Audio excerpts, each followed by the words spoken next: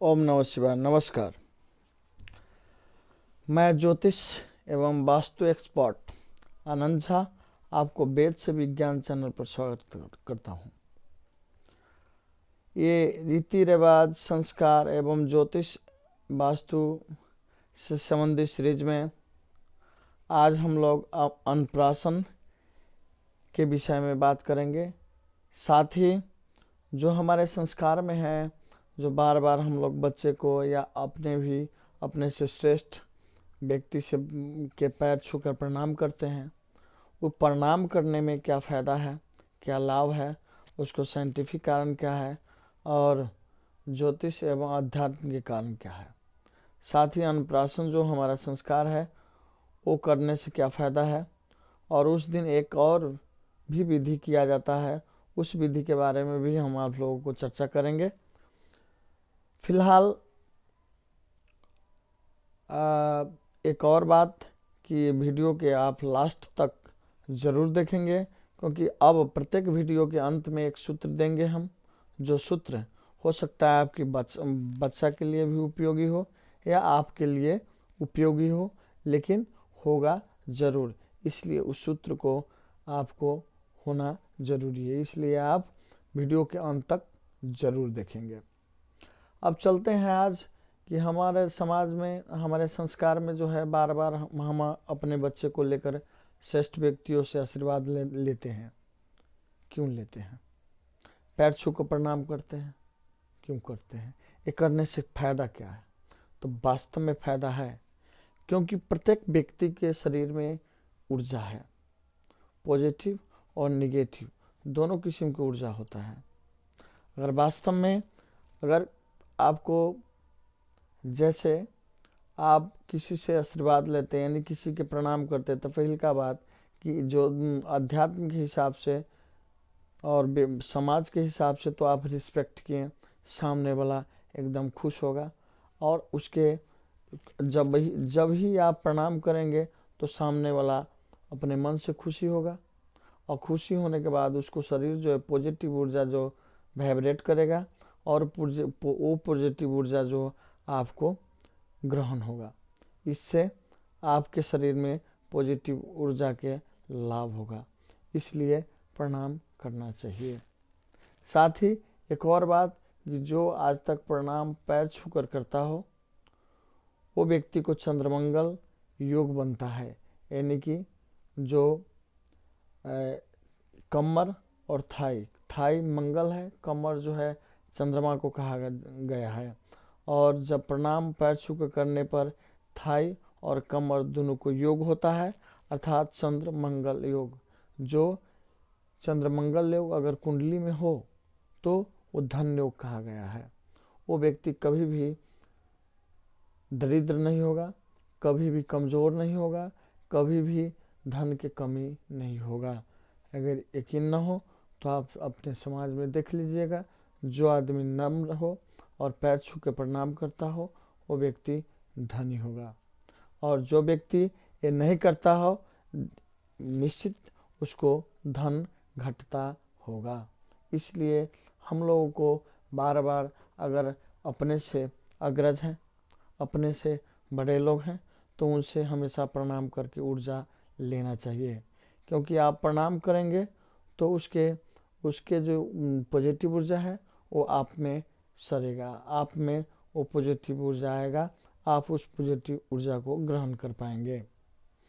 यकीन न हो तो कहीं भी आप काम कराने जाइए, या कोई आदमी बहुत व्यस्त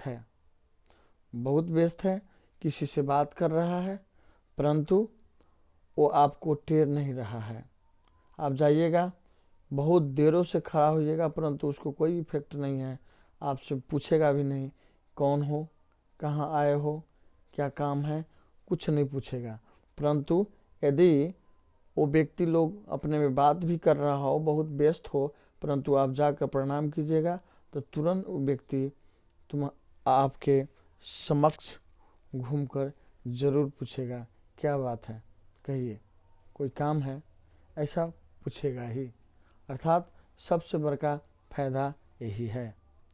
तो इसका मतलब है कि जब प्रणाम हम लोग करते हैं तो सामने वाला जो सामने वाला है उसके अंदर पॉजिटिव ऊर्जा को प्रवाह होता है और वो पॉजिटिव ऊर्जा हमारे शरीर में भी प्रवेश करता है, इसलिए प्रणाम करना चाहिए।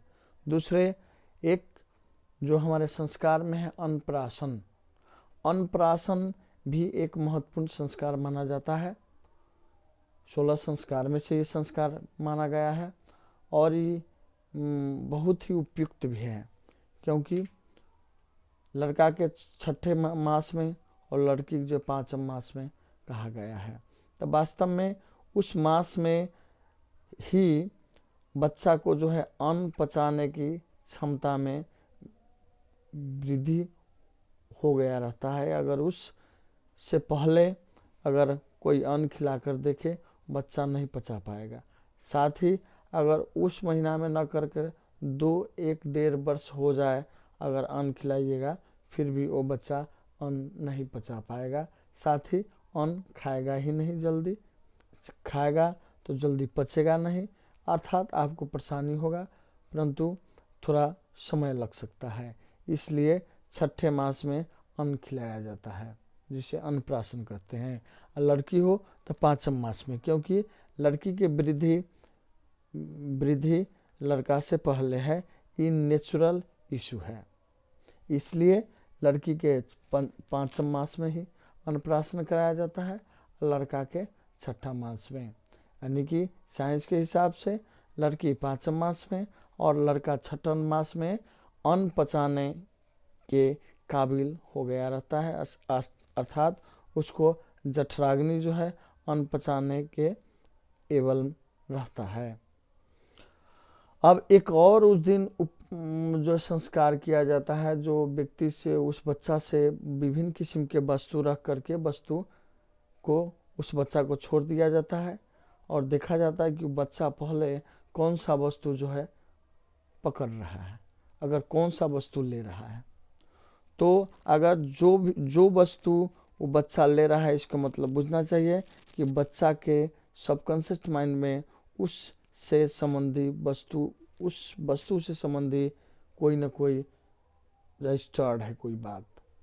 अर्थात जो वस्तु सिलेक्शन किया, इसका मतलब उस बच्चा के भविष्य के क्षेत्र वही होने वाला है, निश्चित वही होगा क्षेत्र, अर्थात उसी क्षेत्र में वर्क करने वाला है।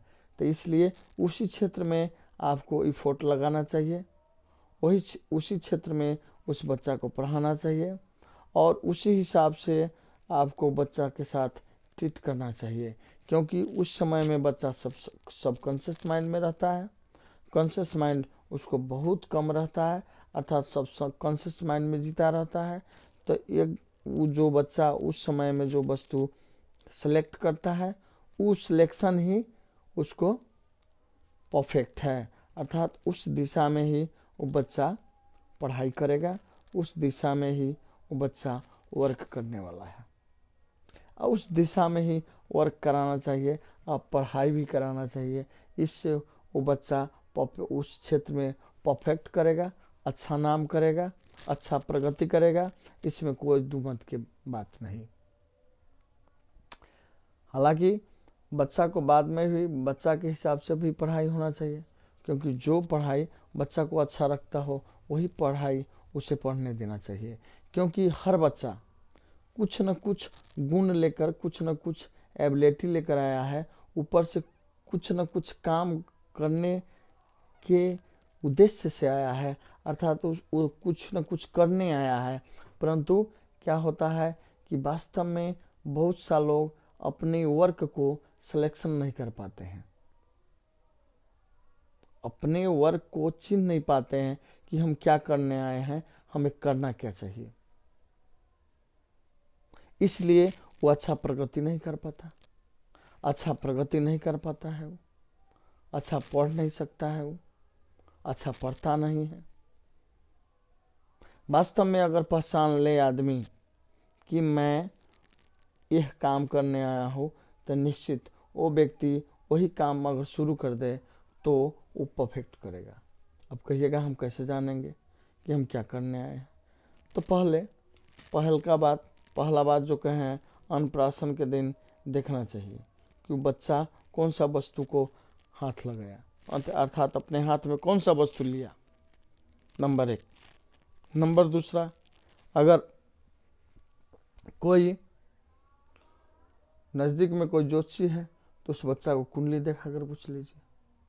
नंबर तीसरा, कि बच्चा से पूछिए कि तुमको सबसे ज़्यादा कौन सा काम करने में मन में खुशी होता है,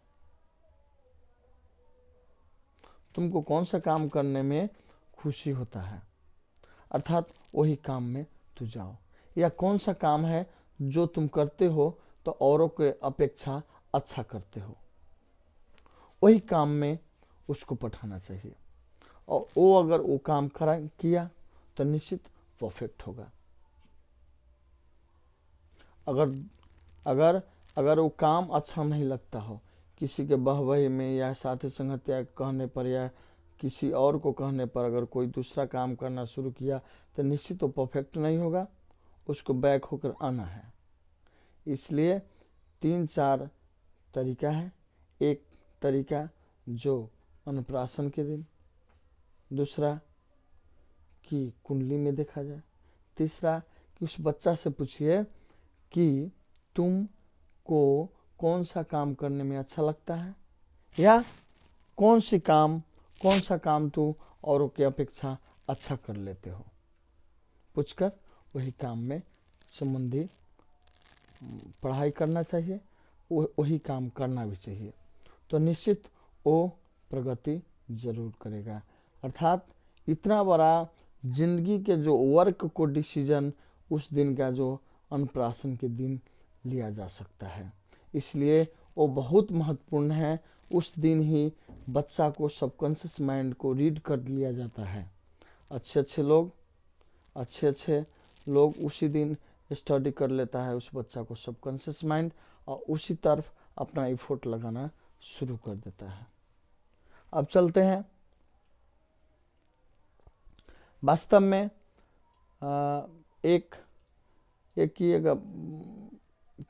अब एक जो है, जो हम पहले कह चुके हैं कि एक सूत्र देंगे, उस सूत्र के विषय में अगर किसी को बच्चा को पढ़ने में मन नहीं लगता हो या पढ़ाई में कोई प्रॉब्लम हो तो पश्चिम और दक्षिण पश्चिम के कोण के बीच में उसके पढ़ाई के संबंधी वस्तु रख दीजिए, निश्चित पढ़ना शुरू कर देगा।